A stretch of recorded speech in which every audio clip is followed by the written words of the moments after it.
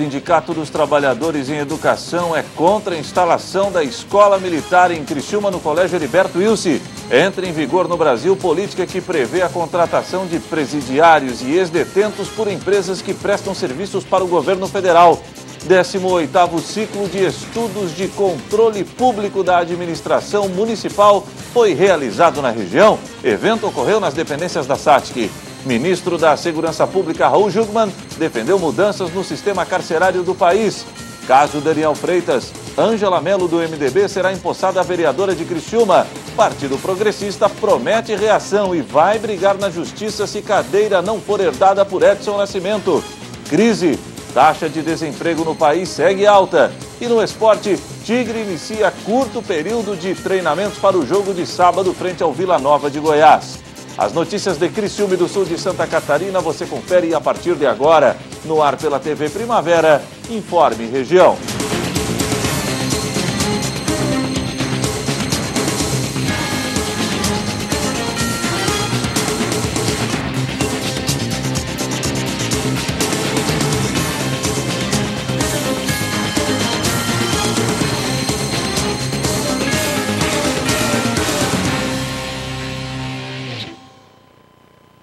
Hoje, quinta-feira, dia 26 de julho de 2018. Para você que sintoniza a tela da TV Primavera, uma boa noite.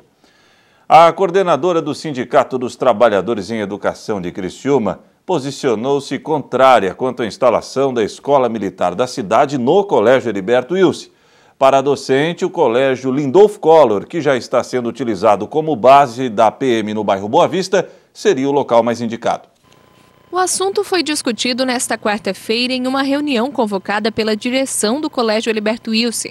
O projeto para a instalação de um colégio militar na cidade já foi encaminhado pela Polícia Militar à Secretaria de Estado da Educação. Foi a comunidade escolar, do Heriberto Wilson, professores, direção, pais, que fizeram essa solicitação para que o secretário adjunto, o Gildo Volpato, que é da nossa região, viesse conversar com todos para que eles pudessem expor realmente o que estava acontecendo. A implantação do colégio foi discutida ainda com a Gerência Regional de Educação e com a Agência de Desenvolvimento Regional, que também estiveram representadas na reunião. Conforme a coordenadora, tanto o Sinti quanto a comunidade escolar já têm uma opinião sobre o assunto. Primeiro, eu quero deixar bem claro que nós não somos contra a escola militar, certo? O colégio militar. Mas nós somos contra que use aquele prédio ali, a escola Heriberto Wilson. Se querem fazer uma escola militar, tudo bem, desde que seja em outra localidade. Ontem, na reunião, nós sugerimos, nós fizemos algumas sugestões para o secretário adjunto e colocamos para ele, que então poderia ser essas duas salas que eles tanto querem, pode ser no Lindolf Collor, que já foi fechado, e já é da Polícia Militar, então poderiam ocupar esse espaço, ou então, se é falta de aluno no Heriberto Wilson, então que se abrisse o ensino fundamental novamente. Conforme o Sinti, além de ser contra a instalação do Colégio Militar no Heriberto Wilson, a comunidade escolar cobra um investimento no espaço. A instituição atende hoje apenas alunos de ensino médio, tendo ainda turmas de período integral. E conforme o sindicato, há uma promessa do governo do estado de que o espaço seria transformado em modelo. O Heriberto Wilson hoje ele tem algumas salas ociosas, sim. A gente tem esse entendimento, a direção também tem esse entendimento. Só que a sugestão de colocar novamente o ensino fundamental é porque há tempos atrás a escola Heriberto Wilson foi convidada a ser uma escola de ensino médio modelo, uma promessa desse estado que realmente não está nem aí para a educação. Então eles fizeram uma promessa, então o que acontece? O Heriberto Wilson foi realmente dando prioridade ao ensino médio. E dando essa prioridade vai fechando o fundamental. Então acontece sim a diminuição de alunos, Então realmente a gente tem que ponderar certas coisas. Segundo a coordenadora, essas ponderações foram repassadas ao secretário adjunto de Educação, Gildo Volpato, que deve discutir o assunto junto à secretaria. Então a gente passou para ele, Ele disse o seguinte, e tanto ele quanto a a nossa gerente de educação. Eles nos colocaram o seguinte, que eles receberam apenas um projeto, né? Então, tem vários estudos ainda a serem feitos e isso vai acontecer gradativamente. O projeto entregue pela Polícia Militar ao Estado prevê a implantação do Colégio Militar em 2019, já no início do ano letivo. Mas o assunto segue sendo discutido pela Secretaria de Educação. Quem sabe com essas pessoas que estão no momento no poder, eles possam nos trazer algo novo, né? E que se construa então um colégio militar. Se é tão importante e necessário para Criciúma, não somos contra, mas então que se construa um colégio militar e que se faça do Heriberto Wilson realmente uma escola de ensino médio modelo, com reformas, que a escola realmente está bem precária, tá? A escola está caindo. Então a gente pede, né, para que se olhe de maneira diferenciada para o Colégio Heriberto Wilson por ter 60 anos de história, né? E muita gente que estudou ali diz que a escola é muito boa e não querem perder e fechar o Heriberto Wilson para abrir uma escola militar. Entrou em vigor a política que prevê a contratação de presidiários e ex-detentos por empresas que prestam serviços para o governo federal. A medida visa estimular a ressocialização de quem está cumprindo pena. No Brasil, a população carcerária quase dobrou em 10 anos. Presos enfrentam superlotação e violação de direitos. Já está em vigor a Política Nacional de Trabalho no âmbito do sistema prisional, que determina que empresas contratadas pelo governo federal ofereçam cotas de vagas de emprego para presidiários e ex-presidiários, sempre que os contratos ultrapassarem R$330 mil. O texto foi assinado pela presidente da República interina, Carmen Lúcia, e publicado no Diário Oficial da União. Para o ministro da Segurança Pública, Raul Jungmann, o programa é fundamental para criar uma possibilidade real de ressocialização e combater o recrutamento de facções nos presídios. Se nós não implementarmos e não levarmos e ampliarmos um programa como esse, as facções criminosas estarão sempre criando a dependência, seja dos presos, seja dos egressos. Então, essa política, para resumir, ela tem uma função fundamental. Em primeiro lugar, de assegurar, como prevê a Constituição, a ressocialização e a reeducação dos presos e, evidentemente, isso impactando sobre os egressos. Mas tem também a função de combater a criminalidade de base prisional, combater as grandes facções. Para ter o direito de participar dessa iniciativa, os detentos vão precisar da autorização do juiz da Vara de Execução Penal. Além disso, eles precisam ter cumprido, no mínimo, 1/6 da pena. E vão precisar também comprovar aptidão, disciplina e responsabilidade. Nos serviços descritos no decreto, estão previstas atividades como vigilância, limpeza e consultoria. Qualquer tipo de serviço. Vamos lá. Limpeza, conservação. Conservação, vigilância. Você pode colocar comida, né? Por exemplo, merenda, você vai fazer livros. O Brasil é o terceiro país do mundo com maior número de pessoas presas. Ficamos atrás apenas de Estados Unidos e China. Por aqui, a taxa de detentos subiu. Para cada 100 mil habitantes, 352 estão detidos. Segundo o Levantamento Nacional de Informações Penitenciárias, a população carcerária brasileira quase dobrou em 10 anos, passando de 401 mil em 2006 para 726 mil em 2016. Mais da metade são jovens de 18 a 29 anos e 64% das pessoas encarceradas são negras. Pela Lei de Execução Penal, a assistência ao preso é dever do Estado. No entanto, a realidade é bem diferente: superlotação de presídios e a violação de direitos. Outro dado que chama a atenção vem do Departamento Penitenciário Nacional. Segundo uma pesquisa feita pela instituição, pouco mais de 20% da população carcerária consegue acesso a uma vaga de trabalho.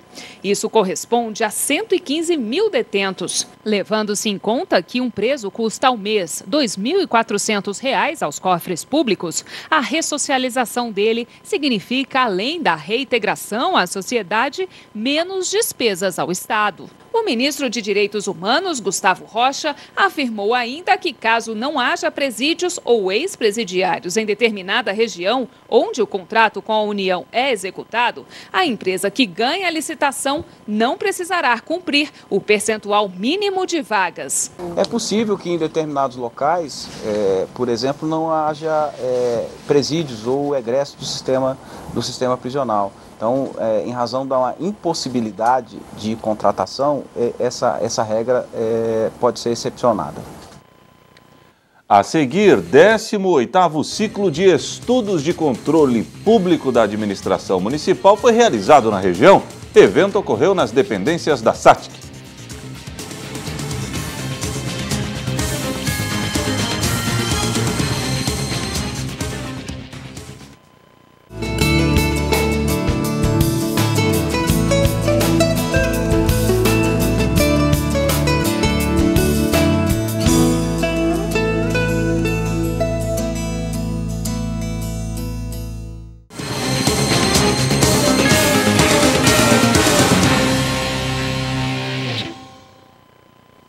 Criciúma foi sede do 18º ciclo de estudos de controle público da administração municipal. O evento ocorreu nas dependências da SATIC. Capacitar e atualizar os profissionais que atuam nos setores administrativos das prefeituras. Esse é o objetivo do 18º ciclo de estudos de controle público da administração municipal, promovido pelo Tribunal de Contas do Estado. Com palestras e debates realizados durante todo o dia, os servidores puderam se aproximar do órgão fiscalizador. Essa aproximação técnica do Tribunal de Contas é uma iniciativa bastante louvável, que traz informações, atualiza todos os procedimentos que o Tribunal de Contas exige hoje e os órgãos de controle. Então, hoje aqui estamos fazendo essa aproximação e estamos recebendo como anfitrião tanto a região da MESC quanto da Amurel aqui na REC para esse ciclo de estudos e debates do Tribunal de Contas. Mais de 300 servidores de 41 municípios do sul de Santa Catarina participaram do evento, que aconteceu na SATIC e em Criciúma. Esta foi a penúltima etapa das 11 etapas regionais, onde o Tribunal de Contas pretende capacitar 4.000 gestores dos 295 municípios catarinenses, que atuam nas áreas de contabilidade e controle interno, atos de pessoal e licitações e contratos. A última etapa será em Palhoça, no dia 31 deste mês. São 3 salas, uma tratando de atos de pessoal, outra sobre obras públicas, contratações de serviços, compras de materiais e execução de obras. E a outra sala tratando de contabilidade e controle interno. Um dos temas tratados durante o ciclo foi obras públicas, um assunto que, segundo o tribunal, se destaca quando se fala em controle dos gastos públicos. Obras públicas, na verdade, é um ponto fundamental que a gente precisa destacar alguns aspectos fundamentais do controle, porque obras junto com o pessoal são os itens, na verdade, de despesa de maior valor. E obras, especificamente, é onde a gente encontra muitos problemas, muitos desvios, inclusive, com valores extremamente elevados, corrupção, inclusive na questão das obras públicas. Então são itens que o Tribunal de Contas dá bastante destaque, obras públicas e atos de pessoal. O auditor lembra ainda que muitas das irregularidades encontradas nas prefeituras são feitas até de forma não intencional, apenas pela falta de preparo do servidor. O Tribunal de Contas tem esse papel, essa função de orientar. Porque nem sempre as irregularidades que acontecem é intencional, a gente sabe disso e na maioria dos casos não são intencionais, então comete alguns equívocos, alguns erros porque desconhece a legislação, desconhece as normas. Então o papel do tribunal importantíssimo é de orientar realmente para que os técnicos façam o seu trabalho da melhor maneira possível, evitando então esses problemas que acontecem. E com a diminuição dos erros, o trabalho das prefeituras deve ficar mais eficaz. Obviamente que vai ser debatido itens grotescos, que às vezes são erros administrativos, que acaba causando algum dano ao prefeito, ou ter que recorrer, coisa parecida.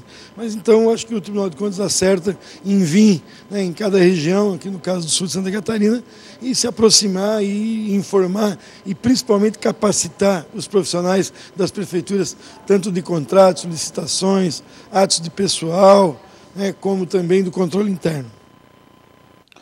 O Ministério da Segurança Pública, o ministro da Segurança Pública, Raul Jungmann, defendeu mudanças no sistema carcerário do país. Segundo ele, o país não tem uma política nacional de segurança pública. O ministro participou de um fórum em São Paulo que também contou com a participação do juiz federal Sérgio Moro. No caso do juiz, o maior destaque foi para o crime de corrupção. O que esperar para o futuro do Brasil no que diz respeito ao combate à corrupção? Para o juiz Sérgio Moro, o cumprimento da pena a partir da segunda instância foi um passo fundamental. É forçoso reconhecer que não se trata propriamente de estratégias alternativas. Pode-se fazer as duas coisas. Então a justiça tem que funcionar e, por outro lado, tem que haver reformas políticas mais gerais para a prevenção do crime. Questionado sobre o embate que o envolveu ao tomar decisão nas férias para manter a prisão de Lula, Moro rebateu as críticas que recebeu. Podem me acusar de muita coisa, mas eu sempre agi com absoluta transparência em minhas decisões e colocando minhas razões. Infelizmente, por questões relacionadas ao meu trabalho, eu não tenho a possibilidade completa de debater isso numa entrevista. O debate se encerrou com um tema que levantou alternativas à segurança pública. O ministro Raul Jungmann propôs como uma das soluções a mudança no sistema carcerário. O NEM, o Fernandinho Veramar e o Marcinho VP têm 37 advogados. O que você acha disso? Você acha que alguém precisa de ter 37 advogados? Ou são pombo-correios que estão lá dentro? Então, o que você verifica, e é evidente que você tem que separar, não pode simplesmente, não estou aqui criminalizando advogado nem defensor. Eu estou apenas chamando a atenção que se o sujeito que lidera uma dessas grandes gangues e facções, tá certo? Que estão aí provocando violência de toda sorte, de toda ordem, ele continua lá dentro comandando o crime, nós estamos enxugando gelo. Segundo o ministro, o Brasil não tem uma política nacional de segurança pública e que o Rio de Janeiro vive uma metástase com o domínio do crime organizado. O criminoso continua lá dentro com o comando exatamente da sua facção e olhe, todas as facções que nós temos do Brasil são de base prisional. São 70 aproximadamente hoje, tá certo? E elas têm uma capacidade de impor a violência e leva todo aquele que entra dentro do sistema a fazer um juramento para sobreviver. Ou ele se associa a uma facção ou se associa a outra. E aquele juramento não vale só lá para dentro, vale lá para fora. Se ele sair lá fora, ele tem que arrecadar recursos para aquela facção. E se ele não arrecada, ele vai para um tribunal de justiça, que hoje as grandes facções têm, para exatamente puni-lo. Caso Daniel Freitas. Ângela Melo, do MDB, será empossada vereadora de Criciúma. O Partido Progressista promete reação e vai brigar na justiça se a cadeira não for herdada por Edson Nascimento. Com a saída de Daniel Freitas da Câmara de Vereadores de Criciúma, a vaga do parlamentar ficou aberta. E para preencher o espaço, nesta quarta-feira, o presidente da Câmara de Vereadores, Júlio Colombo, convocou a primeira suplente da coligação MDB-PP, Ângela Melo, para assumir a cadeira. Freitas deixou o cargo antes mesmo que a decisão do Tribunal Regional Eleitoral de Santa Catarina, o TRE, fosse oficializada.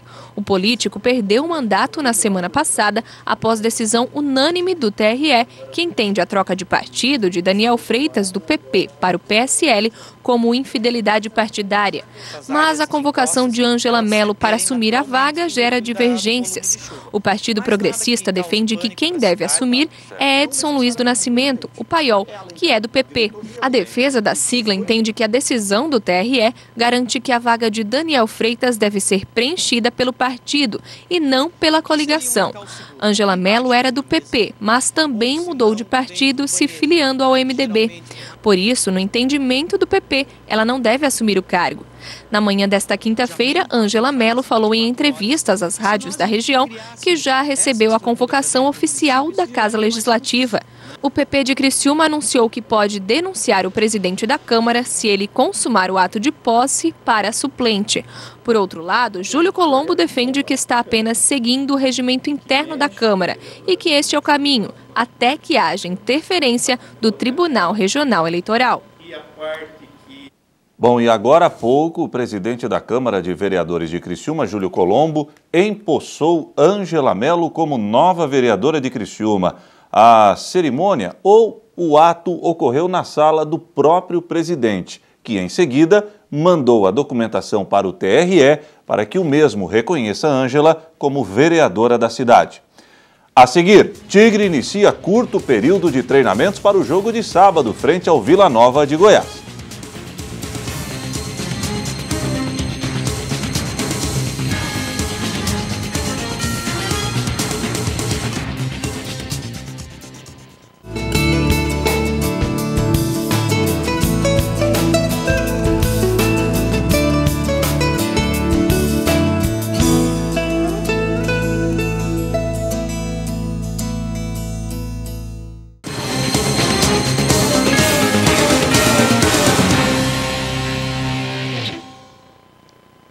A taxa de desemprego segue alta no Brasil. São mais de 13 milhões de desempregados. Com isso, os trabalhos informais também estão em alta. Já são 23 milhões de brasileiros que buscam essa alternativa para conseguir sobreviver.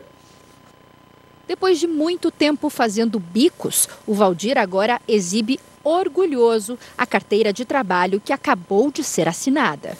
Eu acho que qualquer pessoa, no momento que o país está passando, encontrar um emprego na sua profissão, com registro em carteira, e todos os direitos trabalhistas, isso é praticamente impossível, posso te afirmar. Em meio à crise, o Valdir agarrava todas as oportunidades que apareciam. Porque eu tenho bastante experiência no mercado, em várias áreas, então dificilmente uma pessoa, mesmo desempregada, ela vai ficar parada, tendo bastante experiência, né?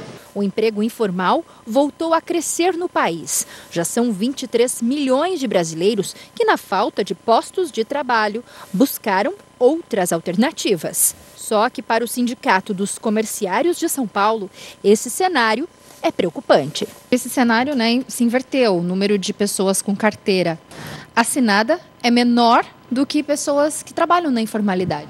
Sim, isso é muito desesperador, é ruim, porque as pessoas que têm as suas carteiras formalizadas têm direitos. No emprego informal, eles estão à margem da sociedade. Em contrapartida, o número de empregos com carteira assinada caiu. De acordo com o IBGE, o primeiro trimestre do ano fechou com 13 milhões e 200 mil desempregados. O último levantamento do Cadastro Geral de Empregados e Desempregados também não foi nem um pouco animador. Mostrou que o mês de junho fechou com mais demissões do que contratações. E os especialistas em economia não veem um cenário muito otimista para os próximos meses. Existe uma tendência à piora e não à melhora. Nós não temos perspectivas de melhora ou de uma retomada significativa do crescimento econômico com uma queda ou redução de emprego. E está difícil para todo mundo. O que chama a atenção é que quase 30% dos desempregados são jovens entre 18 e 24 anos. E mais de 2 milhões têm curso superior. Nós temos observado pouco estímulo dado a setores importantes que absorvam mão de obra. O nosso grande problema é exatamente nessa geração de jovens de 18 a 24 anos desempregada e também naquelas que têm curso superior incompleto ou completo e que estão desempregados. Um impacto que abala a economia como um todo. Nós não temos uma perspectiva favorável do setor industrial e nós podemos fazer o seguinte comentário. Principalmente no setor de bens de consumo duráveis, principalmente no setor de bens intermediários e de bens de capital, que são setores focados no crescimento através de uma melhora da infraestrutura, nós não temos perspectivas nenhuma de melhora. Agora o esporte. O Criciúma iniciou hoje a preparação para o jogo de sábado diante do Vila Nova. Apesar do pouco tempo entre uma partida e outra, essa será a chance de ouro do Carvoeiro deixar a zona de rebaixamento. Eduardo De Biasi foi formado na base carvoeira. Volante de ofício, já fez até gol na Série B. No último jogo contra o Goiás, atuou de lateral direito para suprir a ausência de Suellington. Agora, Eduardo está apto a ajudar o Tigre novamente, seja em qual posição for escalado pelo técnico Mazzola Júnior.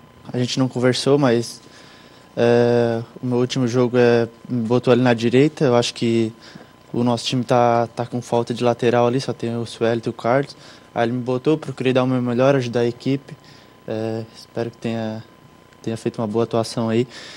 Mas no próximo jogo ele não falou nada ainda. A gente também está com algumas suspensões, mas tenho certeza que ele vai achar uma formação boa aí para a gente ir com tudo nesse próximo jogo. E para o jogo de sábado tem mais dificuldades aparecendo. Se o Criciúma luta para não ser rebaixado, o Vila Nova sonha em subir para a Série A.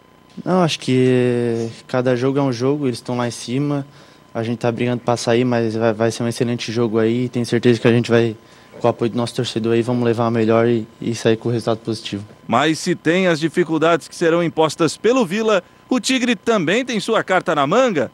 Desde que assumiu o Criciúma, Mazzola Júnior ainda não foi derrotado no Heriberto Wilson. Com certeza, né? Acho que o Mazzola estuda bem os adversários, né? Acho que dentro de casa a gente tem um excelente retrospecto e espero que possa acontecer novamente aí no jogo contra o Vila Nova. Mas não dá para dar sopa pro azar. Se quiser vencer o Vila Nova, o Tigre tem que estudar e muito o jeito de jogar do adversário e barrar as jogadas mais agudas dos goianos. Eu particularmente acompanho o jogo do Vila Nova contra o Figueirense, é uma excelente equipe, uma equipe bem organizada, mas a gente não tem que pensar muito neles, tem que pensar mais em nós e trabalhar esses 2 dias que falta aí para fazer um excelente jogo aí contra o Vila Nova. Bom, hoje é dia de Primavera Saúde. No programa de daqui a pouquinho, o médico Guto Borba falará sobre hepatites virais. O mês de julho é lembrado em todo o país como o mês de combate às hepatites virais. Por isso, o Primavera Saúde desta quinta-feira recebe o médico gastroenterologista Dr. Guto Borba.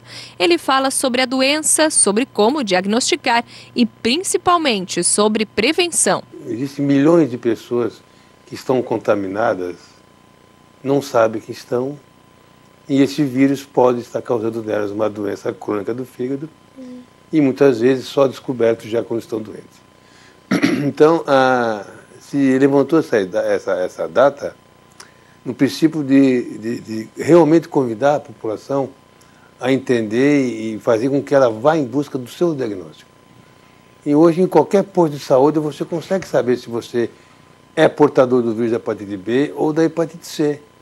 Um simples exame chamado teste rápido, você faz esse diagnóstico. Então, ficou muito fácil você saber que você tem e depois você vai discutir com o médico se você precisa tomar remédio ou não precisa tomar remédio. O Primavera Saúde vai ao ar toda quinta-feira, logo após o Informe em Região. Acompanhe a programação da TV Primavera de Criciúma através dos canais 12 no analógico e 12.1 no digital, via sistema de TV aberta. Assinantes da NET TV a cabo assistem a TV Primavera pelo canal 13, os da GVT, canal 12. É um prazer falar com vocês sobre hepatites virais, a tipo A, tipo B e tipo C, as suas complicações e as suas formas de transmissão. É muito importante como saúde pública de forma geral.